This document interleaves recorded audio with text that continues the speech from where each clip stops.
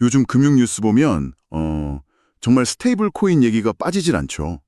그런데 오늘 다룰 내용은 좀 흥미로운 한 문장에서 시작해야 할 것 같아요. 피델리티가 코인을 만든 게 아니다. 월가가 달러의 새 포맷을 만들기 시작한 거다. 이 문장을 딱 보고 나니까 피델리티가 FIDD라는 스테이블 코인을 출시했다는 이 뉴스가 이게 전혀 다르게 보이더라고요. 이게 그냥 또 하나의 코인이 나오는 그런 차원의 얘기가 아니라는 거죠. 네, 맞습니다. 바로 그 지점이 핵심인 것 같아요. 많은 분들이 이걸 그냥 암호화폐 시장 내부의 경쟁 정도로 보시는데 그렇죠. 누가 더 잘 나가나 이런 거요? 사실은 훨씬 더 큰 그림으로 봐야 합니다. 금융 시스템의 아주 근본적인 판이 바뀌는 신호탄으로요. 금융 시스템에 판이 박힌다? 네, 월가의 심장부에서 직접 달러를 위한 새로운 고속도로를 깔기 시작했다. 이렇게 보시면 정확합니다. 와, 달러의 새로운 고속도로라. 좋습니다. 그럼 오늘은 이 새로운 고속도로가 대체 어떤 모습일지, 그리고 왜 기존의 낡은 도로들이 긴장해야 하는지 그 속사정을 한번 깊숙이 들여다보겠습니다. 좋습니다. 그럼 먼저 이 FIDD라는 게 정확히 뭔지부터 좀 짚고 넘어가야 할 것 같아요. 피델리티 디지털 달러의 약자라는데 네, 피델리티 디지털 달러. 이름만 들어서는 그냥 피델리티가 만든 디지털 화폐 이 정도로 생각하기 쉬운데 기존의 다른 스테이블 코인들이랑은 뭐가 다른 건가요? 가장 큰 차이는요, 누가 만들고 보증하느냐, 이 부분에 있습니다. 아, 발행 주체요? 네, FIDD는 그냥 자산 운용사가 아니라 피델리티 디지털 자산 신탁은행이라는, 그러니까 국가의 인가를 받은 은행이 발행합니다. 아, 은행이요? 그 단어가 중요하군요. 그렇죠. 이건 뭐랄까, 동네 금은방에서 만든 금괴랑 중앙은행에서 발행한 금괴의 신뢰도 차이, 그 정도로 보시면 됩니다. 은행이라는 단어가 붙었다는 건 그만큼 엄격한 규제랑 감독하에 있다는 뜻이거든요. 아하, 그러니까 기술 스타트업이 아니라 뭐 JP모건이나 시티은행 같은 아주 전통적인 금융기관이 직접 디지털 달러를 찍어내는 것과 같은 맥락이군요. 거의 그렇다고 볼 수 있죠. 그럼 그 가치는 어떻게 보증을 하나요? 예전에 왜 테라루나 사태처럼 불안정한 알고리즘에 의존하고 그런 건 아니겠죠, 설마. 아, 전혀 다릅니다. 안정성을 정말 최우선으로 고려해서요. FIDD의 가치를 뒷받침하는 자산은 오직 현금, 그리고 단기 미국 국채. 가장 안전한 자산들이네요. 네, 세상에서 가장 안전하다고 여겨지는 자산들로만 100% 구성됩니다. 언제든 1 FIDD를 가져가면 1달러로 바꿔준다는 걸 국가가 인가한 은행이 보증하는 셈이죠. 그러니까 전통 금융의 신뢰도에 블록체인의 기술을 딱 입혔다. 이렇게 보면 되겠네요. 정확합니다. 알겠습니다. 신뢰도랑 안정성을 확실히 잡았다는 건 알겠는데 근데 여기서 정말 의외인 점이 하나 있어요. 어떤 점이죠? 피델리티 같은 사실 굉장히 거대하고 보수적인 회사잖아요. 그렇죠. 근데 왜 자기들만의 폐쇄적인 시스템, 뭐 예를 들면 피델리티 체인 같은 걸 만들지 않고 모두에게 열려있는 이더리움을 선택했을까요? 보통 이런 대기업들은 자기들만의 정원을 만들고 싶어 하지 않나요? 정말 좋은 지적이세요. 그게 바로 전통적인 대기업의 사고방식이죠. 우리 기술이 최고야 하면서 자기들 울타리 안에 모든 걸 가두려고 하잖아요. 네, 맞아요. 입니다. 돈이 가장 잘 흐르는 길이요? 네.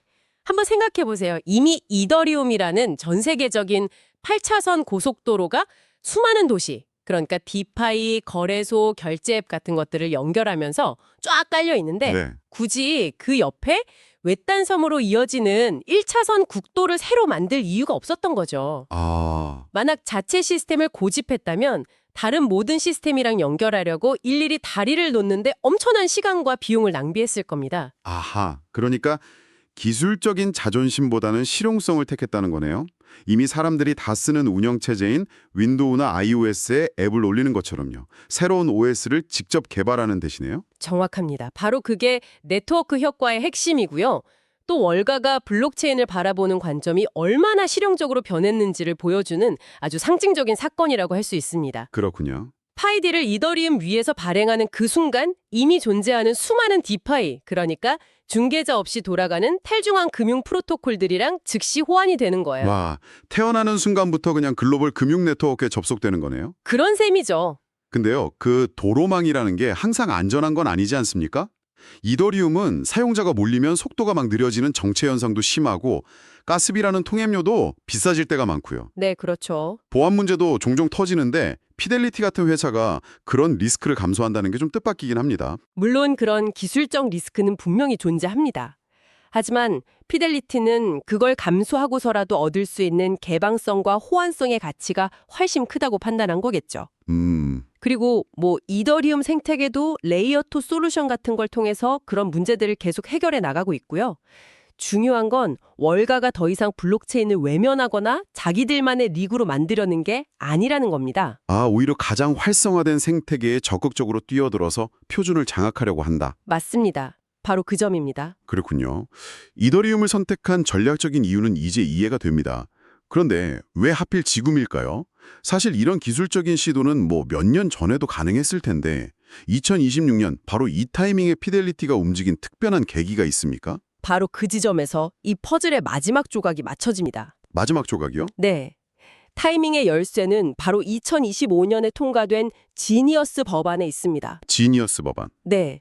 그전까지 미국의 스테이블 코인 시장은 법적인 정의도 명확한 규제도 없는 말 그대로 회색지대였습니다. 피델리티 같은 거대 자본이 이런 불확실성을 안고 수십조 원의 돈을 걸기에는 너무 위험한 땅이었던 거죠. 지니어스 법안? 이름이 좀 특이한데 구체적으로 어떤 내용이길래 이게 게임 체인저가 된 건가요? 핵심은 불확실성 제거입니다. 크게 세 가지 변화를 가져왔는데요. 첫째, 모든 스테이블 코인은 반드시 현금이나 단기 국채 같은 안전자산으로만 1:1 담보되어야 한다. 이렇게 못을 박아버렸습니다. 안정성을 법으로 강제한 거군요. 그렇죠. 시장에 강력한 신뢰를 준 거죠. 그리고 둘째, 은행과 신탁기관의 스테이블 코인 발행을 공식적으로 허용했습니다. 전통 금융기관들한테 자, 이제 합법적인 사업 영역이니까 들어와라 하고 문을 활짝 열어준 겁니다. 아하. 그러니까 이제부터 이 규칙대로만 하면 합법이니까 들어와서 마음껏 사업해라 하고 신호를 딱 준 거군요. 맞습니다. 그리고 마지막으로 주마다 제각각이던 규제를 연방 차원에서 통일하고 명확한 가이드라인을 제시했어요. 사업하는 입장에서 제일 무서운 게 예측 불가능한 규제 리스크잖아요. 그렇죠. 언제 바뀔지 모르니까요. 지니어스 법안은 그 안개를 완전히 걷어내고 월가 앞에 잘 닦인 아스팔트 도로를 깔아준 셈입니다. 피델리티 스스로도 지니어스 법안이 파이디드 출시를 가능하게 한 결정적인 요인이다라고 밝혔을 정도니까요. 알겠습니다. 규제의 문이 열리자마자 피델리티가 가장 먼저 뛰어든 거군요. 그런데 사실 그 운동장에는 이미 골리앗들이 있잖아요. 그렇죠. 암호화폐 시장을 좀 아는 분들이라면 테더 USDT나 서클 USDC라는 이름을 모를 수가 없는데 이들과의 싸움이 될까요? 파이디드가 비집고 들어갈 틈이 있긴 한 건가요? 여기서 아주 흥미로운 대결 구도가 만들어집니다. 기존 강자들을 크립토 네이티브, 그러니까 암호화폐 생태계에서 태어나고 자란 기업이라고 본다면요. 네, 크립토 네이티브. FIDD는 월가 네이티브라고 할 수 있습니다. 출발점과 목표가 완전히 다른 거죠. 월가 네이티브. USDT, 즉 테더는 규제의 경계선을 아슬아슬하게 타면서 전 세계 암호화폐 거래소의 유동성을 책임지는 일종의 기축동화 역할을 해왔습니다. 약간 거친 황야의 개척자 같은 느낌이죠. 그렇죠. USDC는 그보다는 좀 더 규제 친화적인 이미지를 내세우고요. 네, USDC는 기업 간 결제나 송금처럼 제도권 안에서의 쓰임새를 주로 공략해왔습니다. 그런데 피델리티의 목표는 이 둘과 차원이 다릅니다. 차원이 다르다고요? 네, 단순히 코인 거래를 위한 수단이나 결제 도구를 넘어서요.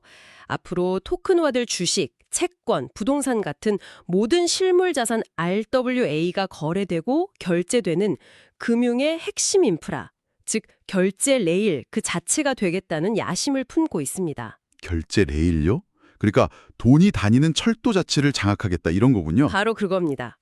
그리고 피델리티가 가진 가장 강력한 무기는 블록체인 기술이 아니에요. 기술이 아니면 뭐죠? 바로 고객 기반입니다. 피델리티는 이미 수천조 원의 자산을 관리하는 수많은 개인 및 기관 고객을 확보하고 있잖아요. 그렇죠. 엄청나죠. 이 고객들에게 이제 여러분의 계좌에 있는 달러를 버튼 하나로 피디도로 바꿔서 24시간 거래할 수 있습니다. 라고 말하는 순간 게임은 완전히 달라지는 겁니다. 이건 크립토 네이티브 기업들이 수년간 노력해도 쉽게 넘볼 수 없는 정말 압도적인 출발선이죠. 자, 그럼 이 모든 것이 의미하는 바를 종합해보죠. 월가가 직접 달러 고속도로를 깔기 시작했다. 특히 기존 금융 시스템의 중심인 전통적인 은행들은 이 상황을 대체 어떻게 보고 있을까요? 정말 심각하게 받아들이고 있나요? 심각한 정도가 아니라 거의 생존의 위협으로 느끼고 있습니다. 생존의 위협이요? 네. 이 소식이 전해지자마자 나온 월가 은행들의 보고서가 그 분위기를 그대로 보여주는데요. 스탠다드 차타드는 2028년까지 약 5천억 달러의 은행 예금이 스테이블 코인으로 유출될 수 있다고 경고했고요. 5천억 달러? 뱅크 오브 아메리카 CEO는 한술 더 떠서 만약 스테이블 코인이 이자를 지급하기 시작하면 그 규모는 수조 달러 단위가 될 것이라고 언급했죠. 아니, 5천억 달러, 수조 달러라니. 왜 그렇게까지 심각하게 보는 거죠? 결국 달러는 달러 아닌가요?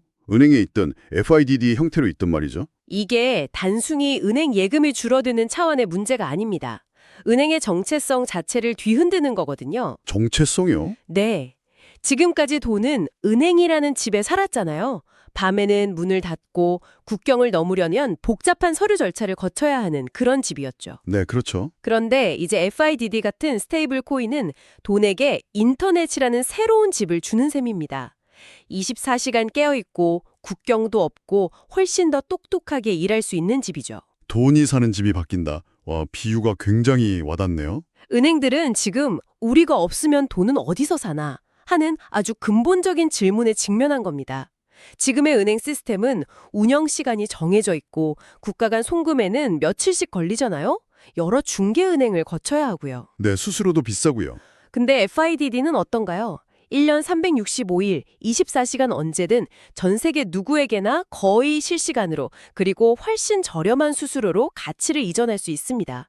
이 편리함과 효율성은 기존 은행 시스템에 대한 근본적인 도전인 거죠. 실제로 제 지인 중에 한 분이 미국에 계신데 얼마 전에 이런 말을 하더라고요. 은행에 넣어둔 달러는 잠만 자는데 스테이블 코인으로 바꿔서 디파이에 넣어두니까 이자가 매일 들어오는 게 눈에 보인다고요? 바로 그겁니다. 이게 개인 수준에서 일어나는 작은 변화지만 수억 명이 이렇게 생각하기 시작하면 이건 정말 거대한 흐름이 되는 거군요.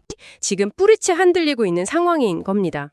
결국 오늘 우리가 나눈 이야기는 단순히 어떤 코인이 더 좋은가 이걸 따지는 토큰 전쟁이 아니었군요. 맞습니다. 훨씬 더 근본적인 돈의 인프라를 둘러싼 패권 다툼에 대한 이야기였네요. 네, 이제 스테이블 코인은 일부 기술자들의 실험 단계를 지나서 월가가 직접 설계하고 구축하는 핵심 금융 인프라가 되었습니다. 피델리티의 FIDD는 가격 상승을 노리는 투기 자산이 아니고요. 달러라는 가치가 세상을 누비는 새로운 고속도로 그 자체인 셈입니다.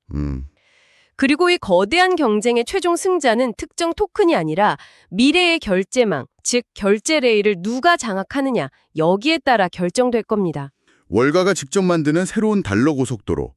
이 새로운 길이 놓이면서 기존의 낡고 좁은 금융도로는 어떻게 될지, 그리고 그 과정에서 어떤 플레이어들이 뒤처지게 될지 앞으로 계속 지켜봐야 할 정말 중요한 질문인 것 같습니다. 우리가 모르는 사이에 금융의 지형이 완전히 바뀌고 있을지도 모르겠네요. 시청해주셔서 감사합니다. 시청해주셔서 감사합니다.